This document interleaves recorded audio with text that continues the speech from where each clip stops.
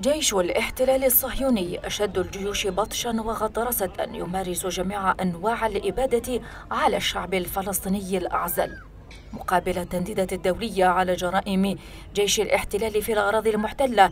المخزن من جهته يسارع لاستقبال جنرالاته لملطخة أيديهم بدم أطفال فلسطين، ويبرم معهم اتفاقيات تعاون عسكري وأمنية هي الأولى من نوعها في تاريخ التطبيع مع الكيان الصهيوني.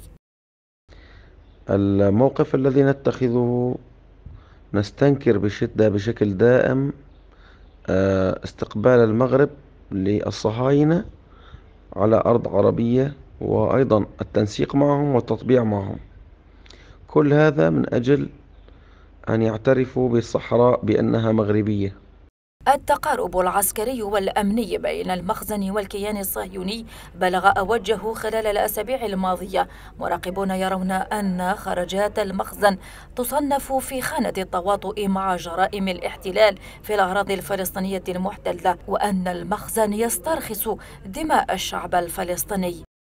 وإننا لا نعتقد، بل إننا متأكدين بأن المشاركة العدو الصهيوني في مناورات مع الجيش المغربي وبعض الجيوش العربية هي تواطؤ، وبل هي أيضا مشاركة في قتل الدم الفلسطيني.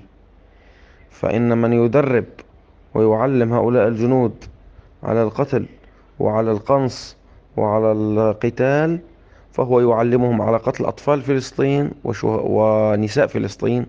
وشهدت وتيرة التطبيع بين المخزن والكيان تسارعا وصل ذروته مع توقيع اتفاقيات قدم خلالها المخزن الذي تحول إلى مقاطعة تحت وصاية صهيونية، تنازلات مقابل اعتراف الكيان بمغربية الصحراء المحتلة.